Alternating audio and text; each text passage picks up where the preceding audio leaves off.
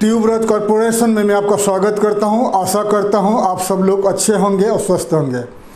आज के टॉपिक है व्लादिवोस्टॉक में बिजनेस अपॉर्चुनिटीज़ के ऊपर बात करेंगे। व्लादिवोस्टॉक कहां पर लोकेटेड है और visa, resident permit, business opportunities और वहां पर आपका जो बिजनेस आप स्टार्ट करोगे, वहां सेटल होगे, उसके ऊपर काफ़ी डिटेल्स में आज चर्चा करेंगे, बात करेंगे।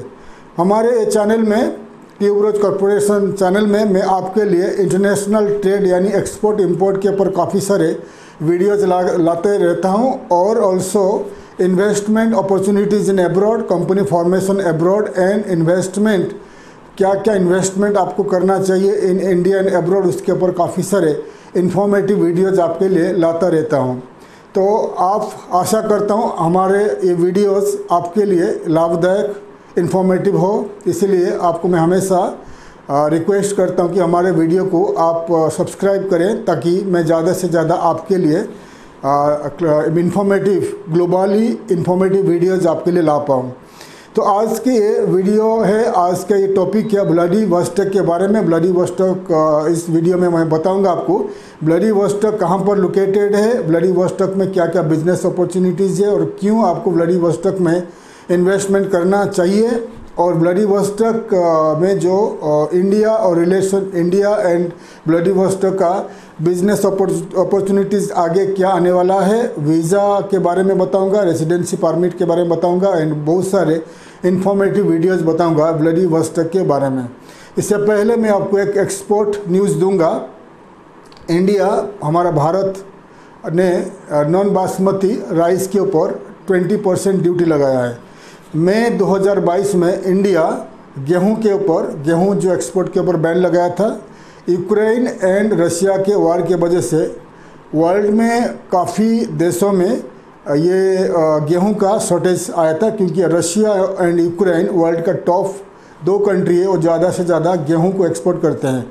वार के वजह से यूक्रेन का जो सी पोर्ट ओडेसा बंद हो चुका था और यूक्रेन ने एक्सपोर्ट नहीं कर पा रहा था। बहुत सारे देश में प्रॉब्लम आ चुका था गेहूं इंपोर्ट के ऊपर और भारत ने गेहूं को बंद किया, गेहूं एक्सपोर्ट बंद किया, क्योंकि हमारा देश में भी गेहूं का शॉर्टेज पड़ने लगा था।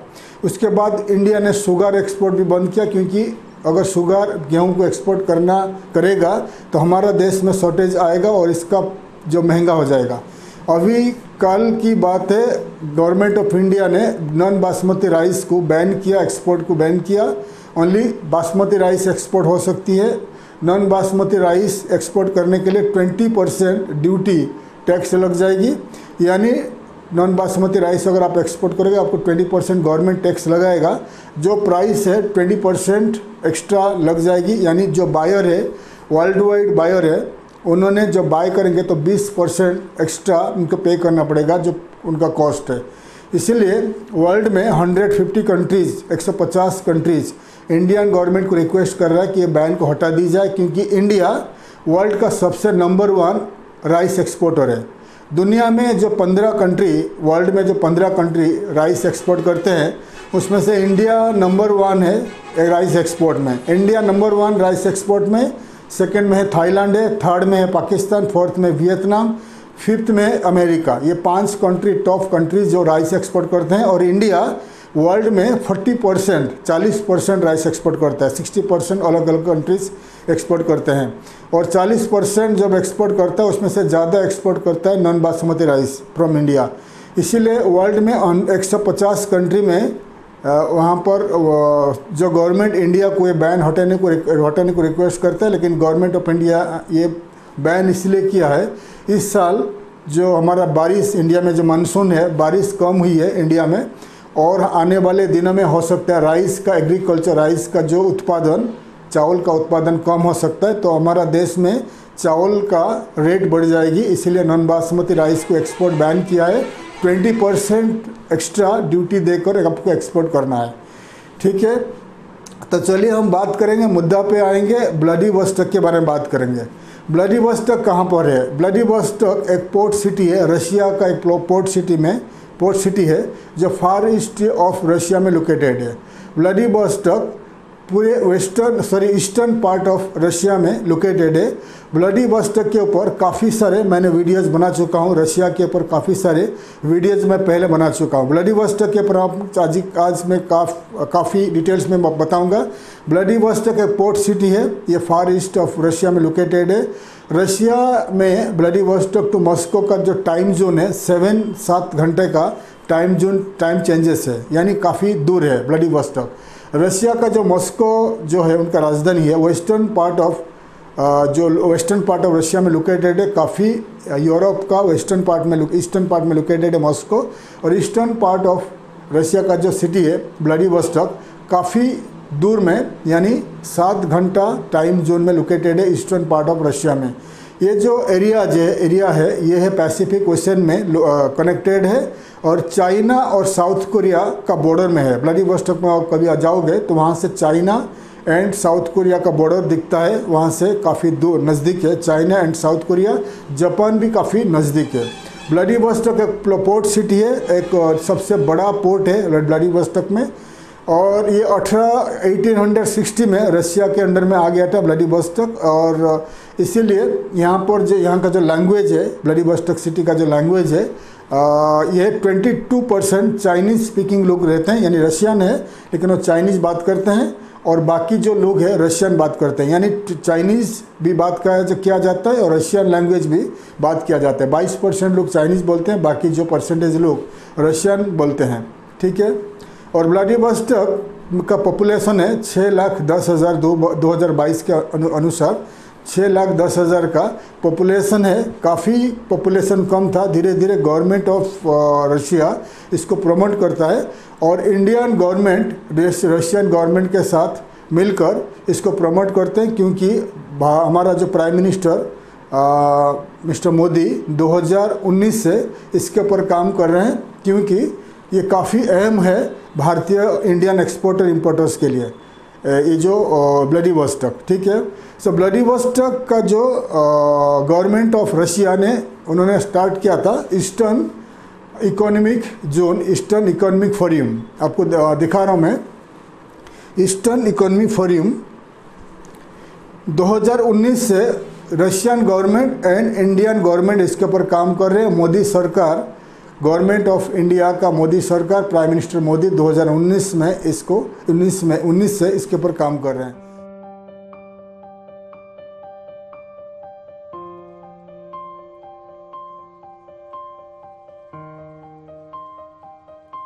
रशिया 1947 में इंडिया आज़ाद हुआ।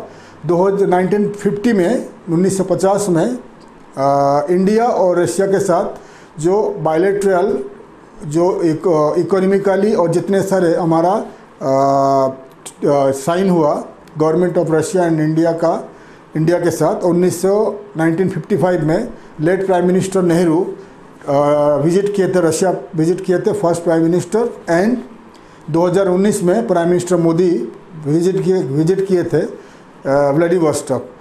2050 से अब तक रशिया के साथ इंडिया का काफ़ी जो रिलेशन रहा है इकोनॉमिकली, पॉलिटिकली, और रशिया इंडिया का एक ट्रस्टवर्थी पार्टनर है। और रशिया जो इंडिया को जो military hardware, military equipments, arms ammunition वगैरह सप्लाई करते हैं। और इंडिया मेडिसिन के साथ साथ बहुत सारे प्रोडक्ट रशिया को एक्सपोर्ट करता है।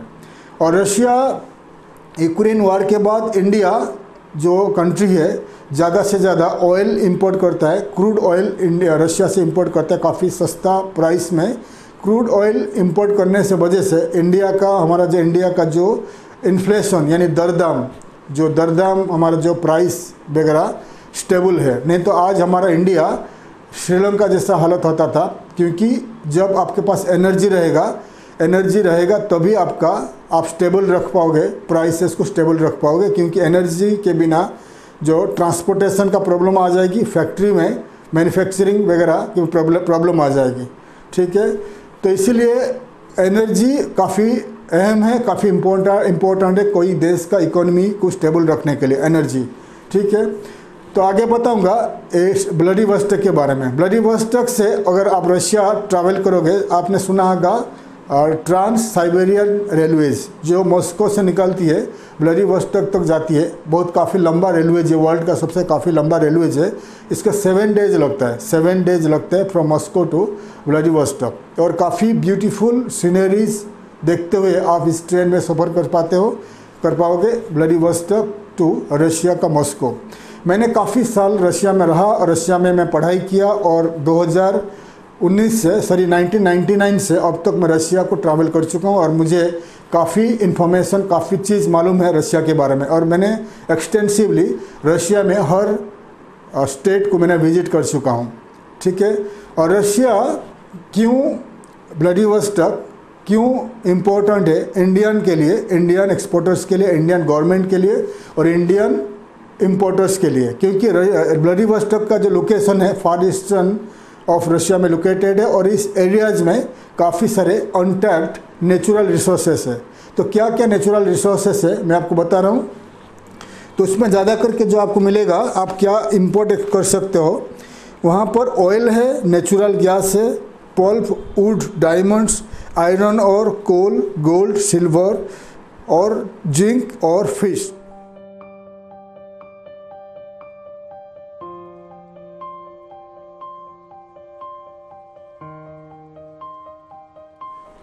मैंने आपको दिखा दिया क्या क्या नेचुरल रिसोर्सेस यहाँ पर लोकेटेड है इस एरियाज में, ठीक है। तो ऑयल है, क्रूड ऑयल रशिया में तो है ही है, क्रूड ऑयल, और ऑयल है, गैस है और कोल है यानी कोयला है और लकड़ी है, काफ़ी सारे वुड है। नॉर्थ ऑफ रशिया, रशिया का जो काफ़ी सारे इलाका जंगल में लोकेटेड है, जंगल है यानी फॉरेस्ट है और काफ़ी सारे वुड फॉरेस्ट वहाँ पर अवेलेबल है। तो आप अगर रशिया का इस एरियाज़ में आपका कंपनी स्टार्ट करोगे तो आप इंडिया को इंपोर्ट कर पाओगे, ऑयल एंड गैस इंपोर्ट कर पाओगे। या भारत सरकार इसीलिए Indian government, prime minister Modi यहाँ पर इन्वेस्ट करने के लिए काफ़ी इंटरेस्टेड दिखा रहे हैं और इंडियन गवर्नमेंट $1 बिलियन भी दे चुके हैं to government of Russia to इसको प्रमोट करने के लिए इस एरियाज़ को। और यहाँ पर बता दिया ऑयल एंड गैस, ऑयल है, गैस है नेचुरल रिसोर्सेस में और वुड है, बहुत सारे वुड यानी लकड़ी है, बहुत सारे फॉरेस्ट है। वहाँ पर फॉरेस्ट को आप लीज लेकर लकड़ी को काट कर वर्ल्ड वाइड लकड़ी को, वुड को सप्लाई कर सकते हो। और वहाँ पर है आपका कोल है, कोयला है, कोयला एनर्जी के लिए कोयला ज़रूरी है, एनर्जी के लिए पेट्रोल ज़रूरी है, एनर्जी के लिए गैस ज़रूरी है। तो 3 चीज़ जो है यहाँ पर लोकेटेड है और इसीलिए इंडियन गवर्नमेंट के लिए रशिया काफ़ी इम्पोर्टेंट है। इसीलिए प्राइम मिनिस्टर मोदी ने 2019 से अब तक काम कर रहे हैं, रशिया के साथ साथ रशिया का व्लादिवोस्टोक के ऊपर काम कर रहे हैं। इसीलिए प्राइम मिनिस्टर मोदी ने जो पहले रशिया से इंडिया एक्सपोर्ट इंपोर्ट होता था तो ये होता था आपका western part of Russia, Saint Petersburg से होकर वेस्टर्न पार्ट ऑफ यूरोप होकर आपका जो शिपमेंट आता था इंडिया, तो इसको लगता था 40 दिन के ऊपर लगता था, 40 डेज के ऊपर लग जाता था, ठीक है। और अभी जो government of India, Russian government ने काम कर रहे हैं जो व्लादिवोस्टोक ईस्टर्न पार्ट में लोकेटेड है, व्लादिवोस्टोक टू भारत का हमारा जो तमिलनाडु का जो पोर्ट है चेन्नई पोर्ट है, तो चेन्नई पोर्ट को व्लादिवोस्टोक पोर्ट को जोड़ा जा रहा है। तो इसको कहा जाता है Vladivostok Chennai maritime corridor, Vladivostok Chennai maritime corridor. तो मैं आपको स्क्रीन दिखा रहा हूँ कि पहले जो एक्सपोर्ट होता था रशिया और इंडिया का कैसा होता था और अभी जो प्रपोज्ड चेन्नई और व्लादिवोस्टोक कॉरिडोर कैसा दिखेगा आपको दिखा रहा हूँ, ऑन स्क्रीन देख लीजिए।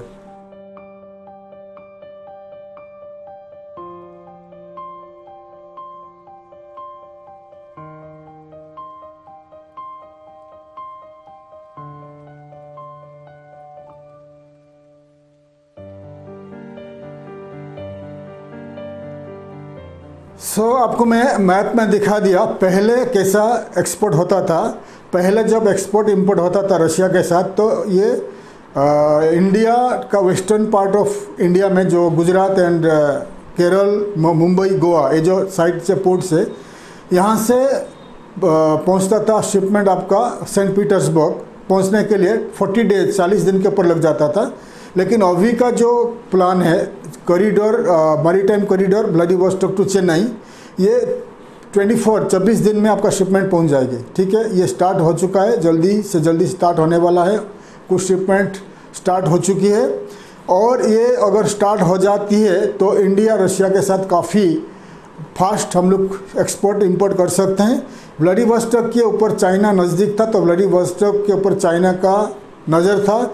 चाइना ने रशियन गवर्नमेंट को प्रपोज किया था इस एरिया को डेवलप करके काम करने के लिए, लेकिन रशिया गवर्नमेंट के साथ भारत का पुराना रिश्ता है, फ्रेंडली कंट्री है पॉलिटिकली, और ऑल द रिलेशन है उनके साथ, government of India and government of Russia के साथ। तो इंडियन गवर्नमेंट को रशियन गवर्नमेंट ज़्यादा ट्रस्ट करते हैं, तो इंडियन गवर्नमेंट के साथ रशिया ने काफ़ी सारे एग्रीमेंट साइन किए हुए हैं। 2019 में प्राइम मिनिस्टर मोदी ट्रैवल कर चुके हैं। अगर आप यूट्यूब में सर्च करोगे prime minister Modi visited Vladivostok in 2019 में, तो आपको काफ़ी सारे वीडियोज़ मिलेगा, इसके ऊपर आपको जानकारी मिल पाएगी।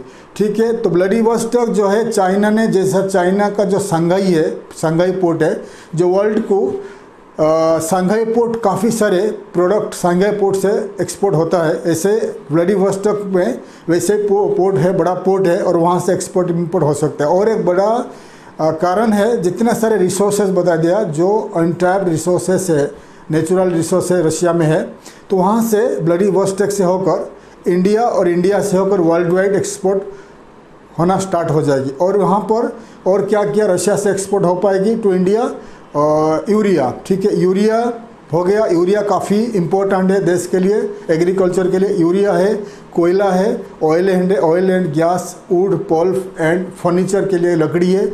बहुत सारे प्रोडक्ट आप रशिया से इंपोर्ट कर पाओगे। और कुकिंग ऑयल, यानी आपका जो खाना बनाने के लिए जो वेजिटेबल ऑयल होता है, सनफ्लावर होता है, रशिया नंबर 1 है, नंबर 1 2 में, फर्स्ट या सेकंड में गिना जाता है export of vegetable oil, sunflower oil. Ukraine first में आता है, कभी सेकंड में आता है, रशिया भी फर्स्ट कभी सेकंड में आता है वर्ल्ड में जो वेजिटेबल ऑयल यानी सनफ्लावर ऑयल एक्सपोर्ट करने के लिए। और गेहूँ, तो आप रशिया से आप क्या क्या इंपोर्ट कर सकते हो, वेजिटेबल ऑयल यानी सनफ्लावर ऑयल, गेहूँ, यूरिया, वुड, लकड़ी, furnitures and oil and gas का जो जितने सारे प्रोडक्ट्स एंड आप इंपोर्ट कर सकते हो। क्या आप मच्छी, फिश।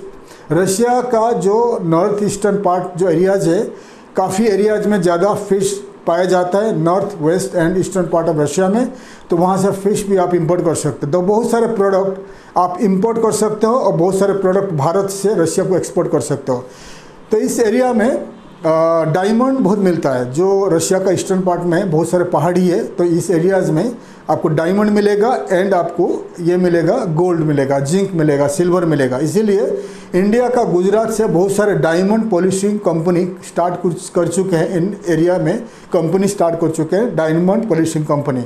माइनिंग कंपनी, अगर आपके पास ज़्यादा इन्वेस्टमेंट है, आप आयरन ओर का माइनिंग स्टार्ट कर सकते हो, डायमंड, गोल्ड, जिंक, सिल्वर का माइनिंग कंपनी स्टार्ट कर सकते हो। रशियन गवर्नमेंट काफ़ी लॉन्ग ईयर्स का लीज दे रहा है। अगर आपके पास बड़ा इन्वेस्टमेंट है इस एरियाज़ में रशिया में, आप माइनिंग बिजनेस भी स्टार्ट कर सकते हैं। इसके लिए ज़्यादा बड़ा इन्वेस्टमेंट चाहिए। और रशिया इंडिया का केजी के ग्रुप है, ये ये स्टार्ट कर चुका है आपका diamond polishing business in area में। 1700 प्रोजेक्ट्स अप्रूव हो चुका है और 1700 प्रोजेक्ट्स स्टार्ट हो चुका है। $60 बिलियन का प्रोजेक्ट अभी स्टार्ट हो चुका है इस एरियाज़ में। और इसके लिए यहाँ पर कंपनी बनाकर अगर आपको सेटल होना है तो ये गोल्डन अपॉर्चुनिटीज़ है for Indian trader, exporter, business investors. ठीक है, क्योंकि रशिया का इस एरियाज़ में काफ़ी कम पॉपुलेशन है, 6,10,000 का पॉपुलेशन है। रशियन गवर्नमेंट चाहता है कि ज़्यादा से ज़्यादा इन्वेस्टर्स आए, इस एरियाज़ में बसे और इन्वेस्ट करें। और इन्वेस्टमेंट, रशिया का 14 करोड़ का पॉपुलेशन है, वर्ल्ड का सबसे बड़ा कंट्री है। ज़्यादा से ज़्यादा लोगों को रशियन गवर्नमेंट इनवाइट करता है, invest in Russia and settle in Russia. ठीक है, और रशिया का जो इस एरियाज़ में इन्वेस्टमेंट क्यों करोगे आपको बता दिया, क्योंकि यहाँ पर बहुत सारे नेचुरल रिसोर्सेस है जो आप इसको एक्सपोर्ट इंपोर्ट कर सकते हो। और यहाँ पर पहले कंपनी बनाने के लिए यहाँ पर क्या होता था, कुछ साल पहले 50 लाख इंडियन रुपीस इन्वेस्टमेंट करना पड़ता था मिनिमम। 50 लाख इन्वेस्टमेंट करना पड़ता था, 50 लाख इंडियन रुपीस करने के बाद आपको यहाँ पर रेसिडेंसी परमिट मिल जाता था। लेकिन अभी गवर्नमेंट ऑफ रशिया उसको रिड्यूस किया, $7,000 यानी इंडियन रुपीस में करीब 5.5 लाख से लेकर 6 लाख इंडियन रुपीस आपको इन्वेस्टमेंट करना है। तो कंपनी फॉर्मेशन, पहले आपको कोई कंपनी फॉर्मेशन करना है। कंपनी फॉर्मेशन के लिए आपको करीब इंडियन रुपीस में 50,000 से 1 लाख रुपया खर्चा होगी, 50,000 से लेकर 1 लाख रुपया खर्चा होगा। लॉयर फीस अलग रहेगा, तो 1 लाख 1.5 लाख से लेकर 1.5 लाख रुपया खर्चा आता है company formation including lawyer fees, ठीक है। और इसमें आपको $7,000 यानी इंडियन रुपीस में 5.5 लाख से 6 लाख इंडियन रुपीस को आपका जो कंपनी बनने के बाद आपका ही करेंट अकाउंट में डिपॉजिट करना पड़ता है। उसके बाद आपको एक ऑफिस या दुकान लेना पड़ता है लीज में। उसके बाद आप जहां रहोगे आपका एक घर रेंट पे लेना पड़ता है, लीज में लेना पड़ता है। पूरी डॉक्यूमेंट्स बनने के बाद आप रशिया का जो व्लादिवोस्टोक का इन्वेस्टमेंट अथॉरिटी में इमिग्रेशन में आपका वीज़ा एप्लीकेशन होगा। वीज़ा आपको पहला रशियन गवर्नमेंट 1 साल से लेकर 3 साल का वीज़ा देता है। 1 साल का वीज़ा रेजिडेंसी परमिट देता है। देने के बाद इमीडिएटली वीज़ा अप्रूव हो जाती है, फिर आप वहाँ बिजनेस स्टार्ट कर सकते हो। 3 साल वहाँ पर रहने के बाद फास्ट ट्रैक, यहाँ पर फास्ट ट्रैक है, बहुत जल्दी वीज़ा मिल जाती है। 3 साल आप रहने के बाद वहाँ पर आपको मिल जाती है, आपको क्या मिलता है, रेसिडेंट परमिट यानी PR, परमानेंट रेजिडेंस PR मिल जाती है। और 5 साल रहने के बाद आपको सिटीजनशिप मिल जाती है रशिया का, ठीक है। ये फास्ट ट्रैक है, कभी कभी जल्दी भी मिल जाती है, ठीक है। लेकिन आपको रशियन लैंग्वेज बोलना पड़ेगा, रशियन लैंग्वेज सीखना पड़ेगा। जब आपको रशियन सिटीजनशिप लेना है आपको रशियन लैंग्वेज सीखना पड़ेगा। तो 5 साल में आपको रशियन सिटीजनशिप मिल जाती है, ठीक है। लेकिन यहाँ पर क्या होता है, रशिया में अगर western part of Russia, Moscow में, सेंट पीटर्सबर्ग में, यहाँ कोई भी सिटी में, कोई भी प्रोविंस ऑफ रशिया में आप अपना कंपनी स्टार्ट करोगे तो आपको टैक्स देना पड़ता है। 15% से लेकर 25% टैक्स देना पड़ता है, कॉर्पोरेट टैक्स, ठीक है। लेकिन व्लादिवोस्टोक में टैक्सेस का बहुत अच्छा सिस्टम है। अभी आप कंपनी फॉर्मेशन करोगे, बिजनेस स्टार्ट करोगे तो 5 साल तक आपको कोई टैक्स नहीं है, टैक्स फ्री है। 5 साल तक आपको टैक्स फ्री है, कुछ भी टैक्स नहीं देना पड़ेगा। जैसे दुबई में आप बिजनेस स्टार्ट करते हो, कोई टैक्स फ्री कंट्री है, वैसे ही रशिया में व्लादिवोस्टोक में अगर आप कंपनी स्टार्ट करोगे, बिजनेस स्टार्ट करोगे, 5 साल तक कोई टैक्स नहीं है। 5 साल के बाद आपको 12% टैक्स देना पड़ेगा, ठीक है। और आपको जैसे ही रेजिडेंसी वीज़ा मिल जाती है आप वहाँ पर ज़मीन खरीद सकते हो। ज़मीन काफ़ी सस्ता है, एग्रीकल्चर के लिए ज़मीन खरीद सकते हो या ज़मीन लीज में ले सकते हो। वहाँ का फॉरेस्ट को, वहाँ का जंगल को लीज में लेकर वहाँ का लकड़ी को कट करके एक्सपोर्ट कर सकते हो। लकड़ी को कट करके आप फर्नीचर बिजनेस स्टार्ट कर सकते हो। और वहाँ जो अपार्टमेंट है, अपार्टमेंट को खरीद सकते हो या ज़मीन खरीद के घर बना सकते हो। बहुत सारे अपॉर्चुनिटीज़ वहाँ पर है। और वहाँ फास्ट ट्रैक में आपको वीज़ा मिल जाती है, आप फैमिली को लेकर वहाँ सेटल हो सकते हो, काफ़ी सस्ता है। मॉस्को सेंट पीटर्सबर्ग से कंपेयर करोगे तो व्लादिवोस्टोक काफ़ी सस्ता है, ठीक है। तो ये हो गया, बता दिया टैक्स हेवन है, टैक्स फ्री है, वहाँ पर बिजनेस काफ़ी ग्रो हो रहा है। और क्या क्या बिजनेसेस आप कर सकते हैं वहाँ पर मैं आपको लिस्ट करके बता रहा हूँ, ऑन स्क्रीन देख लीजिए। तो वहाँ पर कंपनी खोल सकते हो, शिपिंग कंपनी खोल सकते हो, कार्गो कंपनी खोल सकते हो, पैकेजिंग कंपनी खोल सकते हो, कंटेनर मैन्युफैक्चरिंग कंपनी खोल सकते हो, मेटल कंपनी खोल सकते हो, आयरन का स्टील मैन्युफैक्चरिंग कंपनी खोल सकते हो, डायमंड पॉलिशिंग कंपनी खोल सकते हो, गोल्ड कंपनी खोल सकते हो और माइनिंग कंपनी खोल सकते हो, वुड एक्सपोर्ट कंपनी खोल सकते हो, फर्नीचर मैन्युफैक्चरिंग कंपनी खोल सकते हो, trading company, export import company खोल सकते हो, होटल्स, मोटेल्स, रिसोर्ट्स खोल सकते हो, रेस्टोरेंट्स, कैफ़ेज़, इंडियन रेस्टोरेंट्स बहुत सारे खोल सकते हो और बहुत सारे छोटे बड़े बिजनेसेस खोल सकते हो। मैं आपको लिस्ट करके दिखा रहा हूँ, ऑन स्क्रीन देख लीजिए।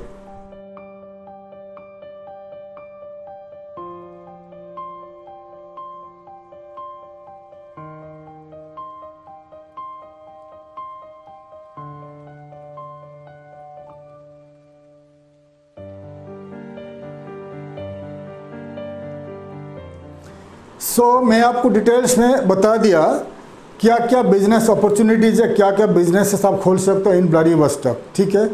तो वहाँ पर होटल्स की कमी है, 46 होटल्स है, 2050, 2500, 2500 कमरा है, 2500 रूम्स है।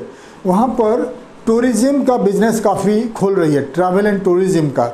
2017 से लेकर अभी तक per year 30 lakh tourist Vladivostok को ट्रैवल करते हैं, विजिट करते हैं 30 लाख टूरिस्ट। और उसमें से 6,50,000 टूरिस्ट फॉरेनर्स होते हैं और बाकी रशिया का जो डोमेस्टिक टूरिस्ट होते हैं। और ज़्यादा से ज़्यादा टूरिस्ट आते हैं, चाइना से आते हैं, साउथ कोरिया से आता है एंड आते हैं फ्रॉम जापान से आते हैं। ठीक है, तो टूरिज्म बिजनेस भी बहुत अच्छा पड़ेगा वहाँ पर, टूरिज्म बिजनेसेस। एंड आपके पास ज़्यादा इन्वेस्टमेंट है, आप वहाँ पर होटल्स, रिसोर्ट्स एंड आप वहाँ खोल सकते हो, रिसोर्ट्स एंड हॉस्टल्स एंड आपका मोटेल्स खोल सकते हो। इंडियन रेस्टोरेंट्स काफ़ी यहाँ पर तेज़ी से खुल रही है। अभी तक 5 इंडियन रेस्टोरेंट खुल चुका है। इंडियन रेस्टोरेंट्स का काफ़ी डिमांड है क्योंकि रशियन लोग, चाइनीज़ एंड साउथ कोरियन लोग ज़्यादा यहाँ पर है और ये इंडियन फूड को पसंद करते हैं। तो अगर इंडियन रेस्टोरेंट खोलना चाहते हो, आप वहाँ पर इंडियन रेस्टोरेंट खोल सकते हो। इंडियन कैफ़े, इंडियन चाय का कैफ़े या वेस्टर्न कैफ़े भी खोल सकते हो। और वहाँ पर होटल्स खोल सकते हो, कमरा यानी रूम्स का काफ़ी कमी है, वहाँ पर खोल सकते हो। और वहाँ पर क्या खोल सकते हो, लॉन्ड्री का बिज़नेस चलेगा, ट्रेड यानी ट्रैवल टूरिज्म का बिज़नेस खोल सकते हो। और वहाँ पर गारमेंट एक्सपोर्ट इंपोर्ट का खोल सकते हो, गारमेंट शोरूम खोल सकते हो। और लेदर, यहाँ पर काफ़ी ठंड पड़ता है, इसलिए आप लेदर गारमेंट्स, लेदर शूज़ का दुकान खोल सकते हो। और वहाँ पर आप फार्मेसी बिजनेस काफ़ी ग्रो कर रहा है।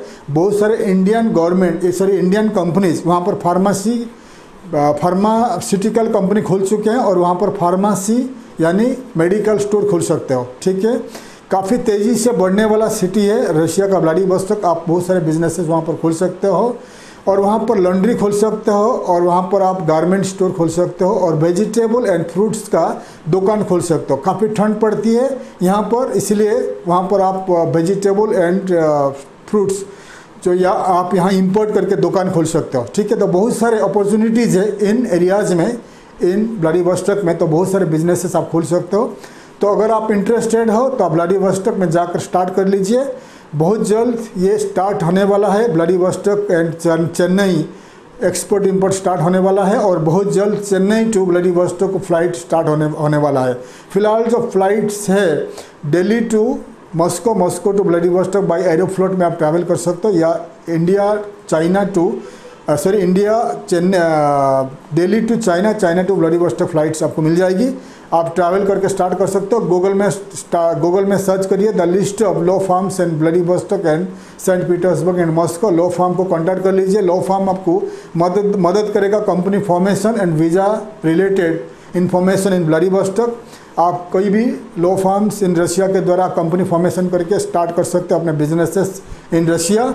नहीं तो आप हमें कांटेक्ट करिए, हमारा कंपनी ट्यूबरोज कॉर्पोरेशन आपको मदद करेगा। व्लादिवोस्टोक में कंपनी फॉर्मेशन कैसे करोगे, वहाँ पर कैसे लीज में अपने बिजनेस स्टार्ट करोगे, लीज में ऑफिस एंड आपका दुकान लोगे, आपका वीज़ा कैसा अप्लाई होगा, फास्ट ट्रैक में कैसे आपको मिल जाएगी रेसिडेंसी परमिट, आपका फैमिली को वहाँ पर बुला सकते हो, वहाँ पर बिजनेस करके वहाँ पर आप रहकर सेटल हो सकते हो। 5 साल तो कोई टैक्सेस नहीं है, 5 साल के बाद आपको 12% टैक्स लगेगा। कोई भी आप ज़मीन खरीदते हो, ज़मीन के ऊपर भी 3 साल तो कोई टैक्सेस नहीं है, 3 साल के बाद आपको टैक्स लगेगा। तो बहुत सारे अपॉर्चुनिटीज़ है in Vladivostok for the Indian investors. अगर आपको इन्वेस्टमेंट करना है, सेटल होना है इन व्लादिवोस्टोक, आप जाकर स्टार्ट कर सकते हैं। ज़्यादा इन्फॉर्मेशन के लिए आप मुझे कांटेक्ट कर सकते हैं, कमेंट्स में लिखिए या मुझे ईमेल कर लीजिए या मुझे आप व्हाट्सएप में लिख सकते हैं। ज़्यादा जानकारी के लिए आप मुझे लिख सकते हैं। हमारा कॉन्टैक्ट डिटेल्स इस वीडियो का अंत में हमारा बिजनेस कार्ड आपको मिल जाएगी। मैं आशा करता हूँ हमारा वीडियो आपको अच्छा लगा। वीडियो को आप लाइक करिए, शेयर करिए, सब्सक्राइब करिए ताकि मैं आपके लिए काफ़ी सारे इन्फॉर्मेटिव वीडियोस वर्ल्ड वाइड आपके लिए ला पाऊँ। तब तक के लिए मैं विदाई लेता हूँ। थैंक यू, धन्यवाद, जय हिंद।